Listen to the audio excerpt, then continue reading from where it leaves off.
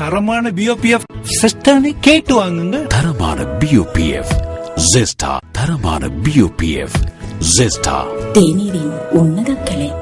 1977 ஆண்டு தேர்தல் நடவடிக்கைகளுக்காக வலுவான தேர்தல் செயற்குழு ஒன்றை நியமிப்பதற்கு கட்சியின் சிரேஷ்ட செயற்பாட்டாளர்களுக்கு அப்போதைய கட்சியின் தலைவர் ஜே.ஆர். ஜயவர்தன இடமளித்தார். இந்த குழுவின் உறுப்பினர்களை நியமிப்பதற்கு கட்சியின் தலைவர் ஜே.ஆர். ஜயவர்தன எந்த விதத்திலும் தலையீடு செய்யவில்லை என ஐக்கிய தேசிய கட்சியின் முன்னாள் பொதுச் செயலாளர் தஹம் விமலசேன தெரிவிக்கின்றார்.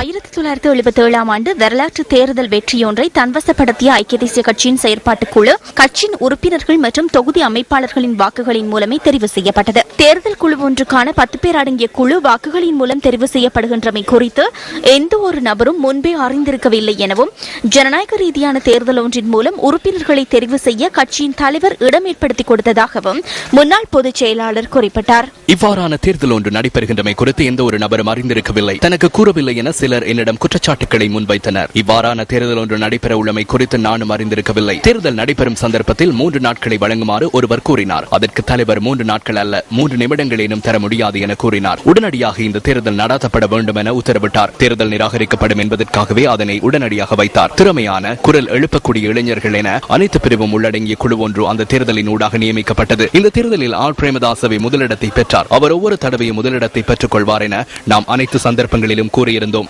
அவ்வாறே 118 வாக்குகளை பெற்று முதலிடத்தை தன்வசப்படுத்தினார். அதையடுத்து காமினி திசாநாயக்க இடம் பிடித்திருந்தார். 3வது இடத்தை ஏசிஎஸ் ஹமீத் பெற்றார். மக்களை ஒன்றிணைக்கும் மாறான குழு ஒன்றை நியமிக்குமாறு தலைவர் உத்தரவிட்டார். தேவநாயகமும் காமினி ஜாசூரியவும் அடுத்தடுத்த இடங்களை பிடித்திருந்தனர். அனைத்து விதத்திலும் தகுதியானவர்களே தெரிவு செய்யப்பட்டார்கள். எந்தவித பிரச்சனையும் இருக்கவில்லை. கொள்ளை சம்பவங்களிலும் ஈடுபடவில்லை. எவ்வித தவறும் இழைக்காத பிரபலியமான மனிதர்கள், சிரேஷ்ட நபர்களே குழுவிற்கு தெரிவு செய்யப்பட்டனர். அந்த நாட்களில் அவரது நண்பர்களை அவர் குழுவிற்கு நியமிக்கவில்லை.